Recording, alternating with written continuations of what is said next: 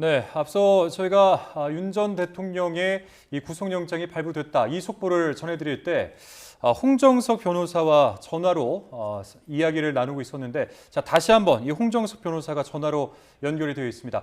홍정석 변호사님 연결되어 계십니까? 네, 안녕하세요. 네, 안녕하십니까? 자, 계속해서 이야기 한번 나눠가 보겠습니다.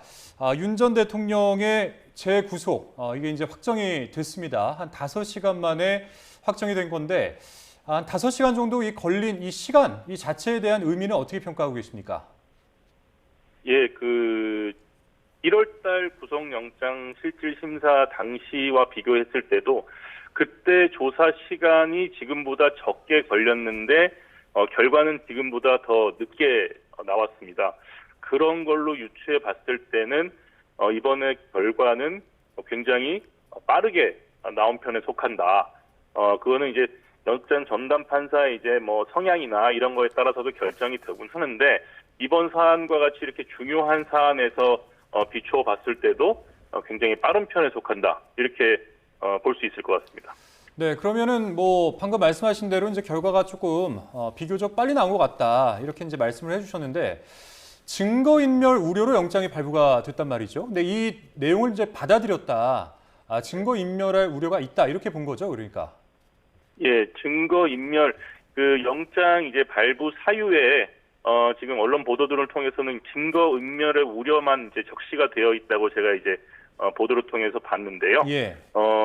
이 부분에 이제 주목할 필요가 있을 것 같습니다. 보통은, 범죄가 어느 정도 소명이 되고 증거인멸의 우려가 있다. 이렇게 나오는 경우들이 이제, 많은데요. 이 경우에는 이제 증거인멸의 우려가 있다. 이렇게 나온 걸로 보여서, 이 부분이 이제 어느 정도 범죄가 소명됐다고 이제 법원에서 판단을 한 것인지, 아니면 말씀드린 것처럼 구속영장은 재판이랑은 다르기 때문에 범죄의 그런 여부와는 약간의 별개의 판단 사유로 증거인멸의 사유를 중하게 봐서 구속영장을 발부했는지, 그 부분에 대해서 조금 생각해 볼 필요가 있을 것 같습니다. 네, 이 특검이 증거인멸 우려에 주목했다 이렇게 말씀해 주셨는데, 김성훈 전 대통령 경호처장과 강희구 전 대통령실 부속실장 등의 진술이 바뀌었던 것을 두고 윤 전 대통령 측이 회유나 압박 가능성을 염두에 둔 걸로도 보십니까? 예, 이제 구속영장이 발부가 됐으니까 이제 그렇게 판단을 할 수도 있는데요.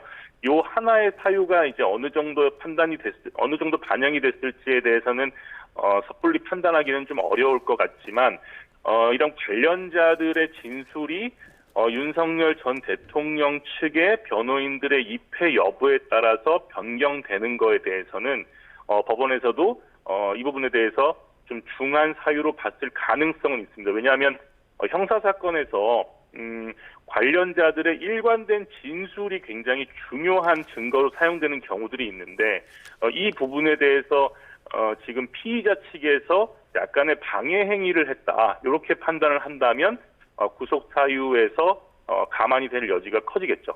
예. 그러니까 뭐 일반 사람이 들었을 때 증거인멸이다라고 하면은 증거가 될 만한 것을 뭐 이렇게 버리거나 감추거나 뭐 이렇게 삭제하거나 이런 식으로 이제 생각을 해볼 수가 있을 텐데, 방금 이제 저희가 질문 드린 대로 특정인의 어떤 진술을 좀 회유할 경우에도 그 같은 경우를 좀 증거인멸의 우려가 있다. 이렇게 보는 것이죠. 그러니까 법리적으로는. 네, 말씀드린 것처럼 진술 증거도 굉장히 중요한 증거인데, 그 진술에 대해서 영향을 미친다. 그것은 회유나 압박의 가능성이 매우 높아 보인다. 이렇게 보여지면 이제 증거인멸의 우려가 있다. 이렇게 판단을 하고 있습니다. 예.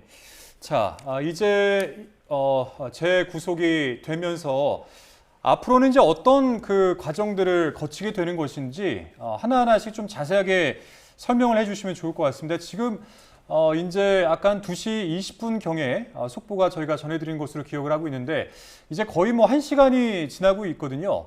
그러면 이제 이 시간 정도면은 어떤 과정을 거치고 있을지, 혹은 앞으로 어떤 과정을 거치게 될지, 뭐 이런 부분들을 좀 구분해서 말씀을 해주시면 좋을 것 같습니다.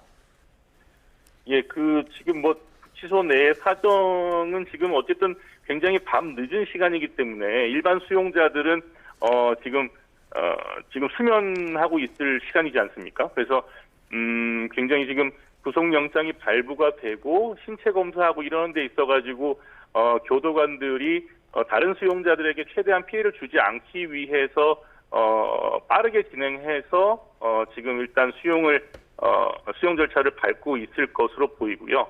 그리고 아까 그 언론 보도에 나왔지만 오늘 그 내란죄 재판이 이제 오전에 있는 것으로 알고 있습니다. 따라서 이 부분에 대해서도 빨리 이제 윤석열 전 대통령에 대해서 이제 수면을 취하게 해서 재판에 출석하는데 지장이 없도록 하는 것도 교도관들의 주요 업무에 해당할 것으로 보이니까 이 부분도 감안을 해서 이 부분 절차가 진행되고 있을 것으로 보입니다. 네, 그럼 이제 윤석열 전 대통령이 구속 절차에 밟을 걸로 보이는데 이 경호 업무 같은 경우에서 전 대통령으로서의 그런 예우 같은 것을 받게 될까요? 아니요, 이제 구속영장이 이제 발부가 됐기 때문에 전직 대통령에 대한 예우도 모두 중지가 됩니다. 나중에 이제 혹시 석방이 되게 되면 다시 부활하게 되지만 전직 대통령으로서 받았던 경호 업무 이런 부분들에 대해서 모두 받을 수 없게 되는 상태가 됐습니다. 자, 그 윤 전 대통령이 지금 이제 재구속이 됐고 지금 이제 뭐 아마도 결과를 통보받고 그 이후의 절차들이 하나 둘씩 진행이 되고 있을 것 같은데 그러면 이 수용 번호가 부착이 된 수의를 입고 지금 이제 환복을 하게 되겠죠, 아무래도? 네, 그럴 것 같습니다. 예. 자, 그 후에는 이제 뭐 본인이 가지고 있는 뭐 휴대전화라든지 어떤 외부인과 접촉할 수 있는 수단들을 다 이제 제출을 해야 될 것이고 그 이후에는 이제 변호사 접견이나 어떤 법조인의 조력을 또 받아야 할 텐데 이런 네. 것들은 이제 어떻게 이루어집니까?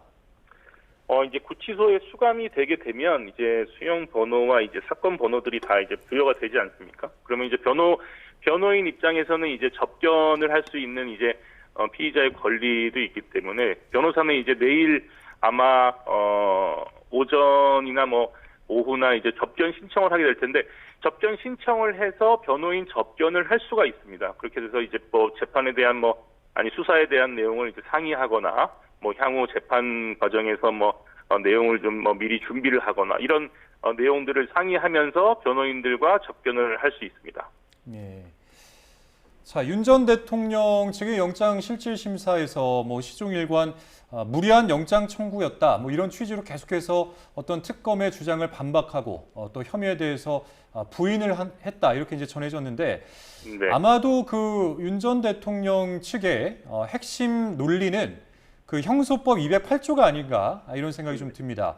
자, 이 네. 형소법 208조가 어떤 내용인지 우리 시청자분들에게 잠시 좀 자세하게 설명을 해주시면 좋을 것 같습니다. 예, 우리나라 형사소송법 제208조는 재구속의 제한이라는 이제 내용입니다.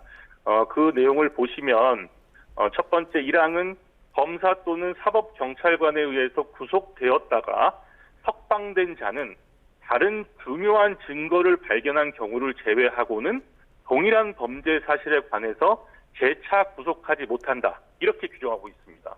이 부분이 이제 윤석열 전 대통령 측에서 가장 강하게 주장할 수 있고 충분히 주장해볼 만한 사유에 해당했을 것으로 보입니다. 다만 구속이 취소된 사유가 그 기소하는 데 있어서 절차상의 위반이라는 데에 주목을 해서 특검은 방어를 했을 것 같고요. 이 부분에 대해서 법원에서 충분히 윤석열 전 대통령 측의 의견을 받아들이지 않았다. 그렇게 보시는 게 맞을 것 같고요. 이 부분에 대해서 형사소송법 208조에 이제 주목을 하게 된다면 사실상의 이제 재구속에 대해서 법원에서도 굉장히 좀 망설였을 여지가 있는데 아까 말씀드렸다시피 그 구속 취소의 사유가 통상적이지 않은 사유였기 때문에 이 부분도 마찬가지로 고려가 됐을 것입니다. 예. 자, 그러면은 제가 이제 조금 더 쉽게 다시 한번 정리를 해보겠습니다. 그러니까 뭔가 이 A라는 사건으로 구속이 됐다가 석방이 됐을 경우 똑같은 A라는 사건으로 다시 구속을 할 경우에는 굉장히 중요한 증거가 더 있어야 된다. 뭐 이런 취지인 건데. 맞습니다. 근데 그 논리를 들면서 윤 전 대통령 측에서는 이 조사 자체가 청구 자체가 이제 무리한 영장 청구다 이런 주장을 했던 것인데 그럼에도 이번에 재구속이 됐다라는 것은 뭔가 기존에 나왔던 증거 외에 더 중요한 증거가 발견됐다 이렇게 볼 수도 있을까요?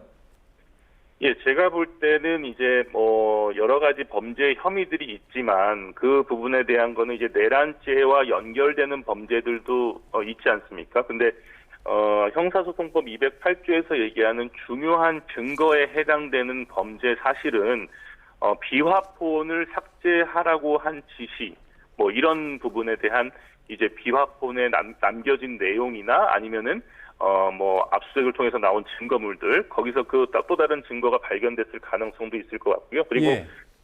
사후 계엄 선포문을 작성하는 데 있어가지고 또 그 부분에 대해서 그 문서가 폐기되지 않고 남아있는 부분이 있었거나 아니면 한덕수 전 총리나 이런 관여자들이 서명하거나 그런 절차에 관여했다는 증거들이 또 새롭게 나왔을 수도 있습니다. 저는 그 두 가지 범죄 사실 정도에서 중요한 증거가 새롭게 나오지 않았나 그렇게 보고 있습니다. 네, 이번에 윤석열 전 대통령이 이 구속에 대해서 불복을 하지 않을까 이런 것도 좀 여쭤보고 싶은데 구속적 부심을 혹시 신청할 수도 있을까요? 제가 볼 땐 가능성이 매우 높아 보입니다. 지금 이제 윤석열 전 대통령은 우리가 모두가 알다시피 이제 형사에 대해서는 어느 누구보다 전문성이 강하고 그리고 지금 법에 있는 여러 가지 뭐 사안들에 대해서 예전 뭐 최순실 특검 때도 그랬지만 그 부분에 대해서 활용을 하는 데 있어서는 굉장히 능수능란할 것으로 보이기 때문에 구속적부심 신청을 하고 그 기간 동안에 또 약간 이제 뭐 수사에 대해서 약간 뭐 좀 지연을 하거나 뭐 그런 부분들에 대한 전략을 쓸 가능성도 높아 보입니다. 예, 뭐 1차 그 구속영장 발부가 돼서 구속됐을 당시를 한번 다시 상기해 보면 당시에는 체포적부심도 청구를 했었고 신청을 했었고 그리고 구속적부심도 신청을 했었는데 그리고 구속 취소도 신청을 했었는데 혹시 이제 윤 전 대통령 측에서 지금부터 취할 수 있는 대응책은 어떤 것들이 있는지 한번 이것도 열거를 한번 해주시면 좋을 것 같습니다. 말씀하신 것처럼 일단 구속 적부심 신청이 이제 현실적으로 가장 해볼 수 있는 이제 수단으로 보이고요. 그리고는 이제 구속 수감이 됐으니까 특검 측에서는 기존에 이제 영장에 적시된 범죄 사실들의 논리를 더 탄탄하고 촘촘하게 만들기 위해서 이제 불러서 수사를 할 텐데. 이 기소가 되기 전까지 그 수사에 대한 어느 정도의 이 전략적인 방어가 이루어지느냐 이 부분도 윤석열 전 대통령 측에서는 굉장히 중요한 사안으로 보이고요.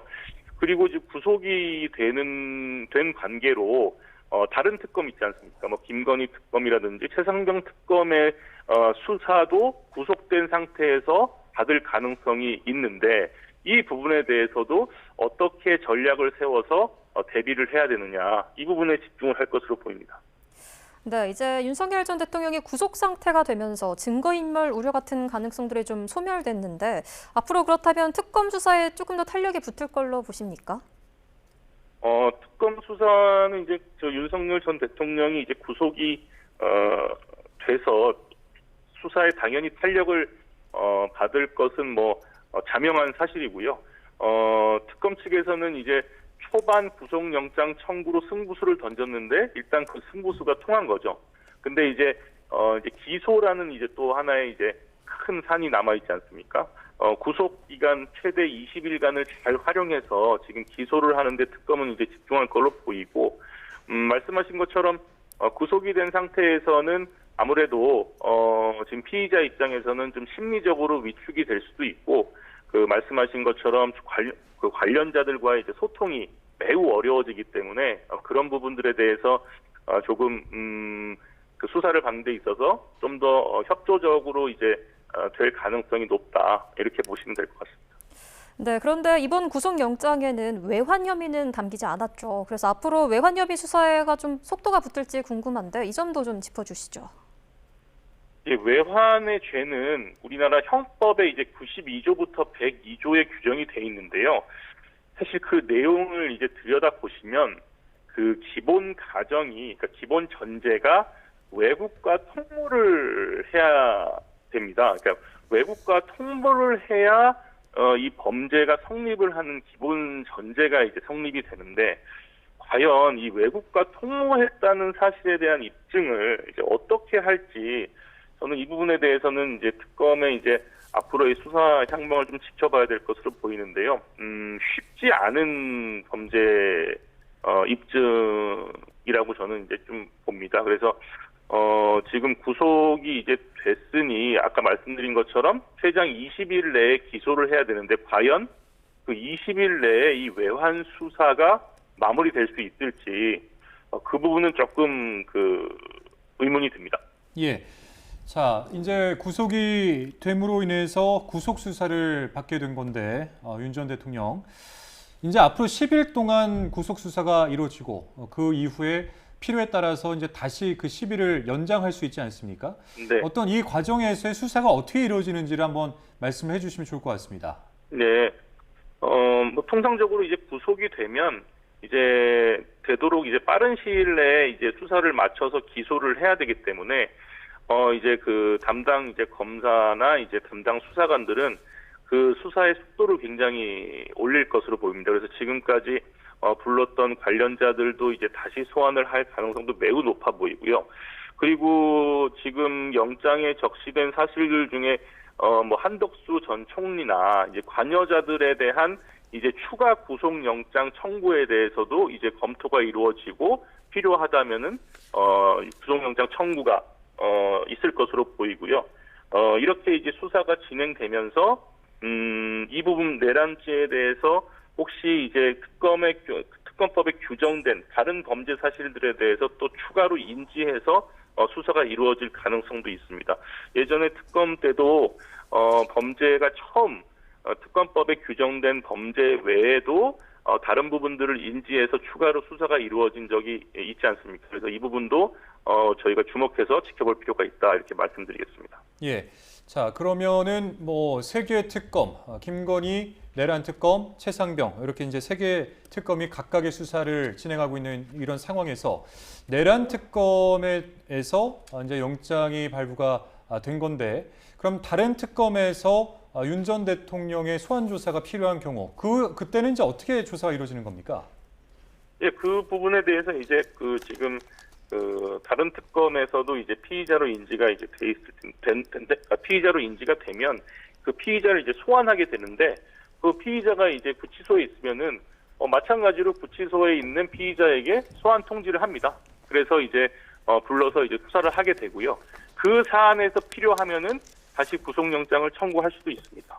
네, 알겠습니다. 자, 긴 시간 동안 좀 좋은 말씀해 주셔서 감사합니다. 지금까지 홍정석 변호사와 자세하게 이야기 나눠봤습니다. 오늘 말씀 고맙습니다, 변호사님. 감사합니다.